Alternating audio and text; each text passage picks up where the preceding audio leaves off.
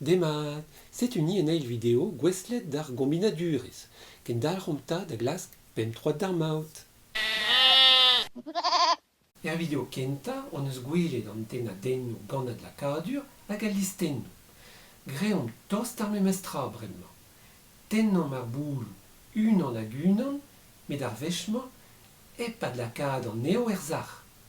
Petra a jej, gwelom an traoù dre ar munut. Ad kemerom ar sark an terboul, unan c'hlas, unan wer, unan ruz. Kemerom unan, terfo sublentez zo. Kemerom unan all, ma vez glas ar voulgenta, ne c'hell bezañ an eil nemet gwer pe ruz. Ha memestra gant ar boulou all. Dre ma ne vez ket a laket ar boulou ar zar, ne chom nemet diouvol, disheñvel olivioù diouzhini a zo bet tennet dija. Simplore evit an hini diweza. Ne chom nemet eurvol, disheñvel elioù diouz re an diouvol tennet a rozi. Pontom ar branko evit gouzout pet tennadenn bosub zo. 3 liez daou liez unan. Ma lakaomp peder boul er zar evez peder fo sublentez evit an dennadenn genta. Ter evit an eil, diou evit an trede. An neuze, pevar liez 3 liez daou disor posub. O lekaomp ar formulenn. Ma vez laket en boul er zar, evez en po sublentez da genta, war l'er en nemet unan hag en nemet daou. Ma vez muioc'h a den adennoù neus nemet skriva muioc'h a factorio. Un eveziadenn evit dare o deus studiet an arenkamanko el lise. Aliez evez cheñchet ar formulenn a skrivet e stum ur gevren gant factorelloù. Greomp un diveradenn. Tennet on eus objedoù diwar chañs, unan hag unan, epad lakad an eo er zar etre dioudennadenn. Er seur degouez e komzer eus tennadennoù epad lakadur. Disoc'ho ar seur tennadennoù zo anvet arenkamantoù, a skrivet etre kromelloù evel a listennoù rag listennoù a badouezhioù int. Diou zo arean o deus, an urzh a gont, neus adouezh e bet.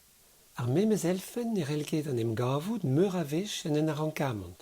A gwelet on eus an niver a arenkamantoù pe elfen e touez en. Gwelom bremañ un degouez dibar eus an arenkamantchoù ar permutadurioù. Pa dennom an ol voulou a zo er zar unan hag unan en emgavom gant ur permutadur.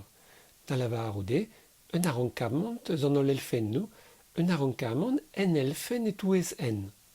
Gant ar skouer on eus kemeret ez eus peder fo sublentez evit ar voulgenta, ter evit an eil, diou evit an drede, hag unan evit an hini diweza. Neuze, factorel pevar disor posub. Ha ne ket diez o lekad ar formulenn. Ha setu an diveradenn. Kemerom ur skouer milvrudet, an tierse. Lakaomp ez a seu genmarc'h a neus ket a gezeg rampo. Pegemen a dirseo ar c'hellbeza. 3 marc'h a vo trec'h hag ur c'henta, un eil hag un trede a vo. Da lavaroude an urzh a gont hag evel just neus a douezh e bet. Un arenkamant ter elfen e touez ugent eo. Neuze, an niver a dirseo posub zo part da ugent liez naontek liez triwer. P factorel ugent rannet dre factorel ugent nemet 3. Ha bremañ, ma notennom urzh degouez an ol gezeg, on eus ur permutadur. Ha kalz brasoc'h eo an niver a permutadurioù eget hini an tierseo. Bremañ e ouezom jedi an niver a zo areoù da den a boulou, unan hag unan, gant ad lakadur pe epad lakadur. Met penaos ober, pa vez tennet meur a voul war un dro, gwelet vo, entret e video. Kenavo!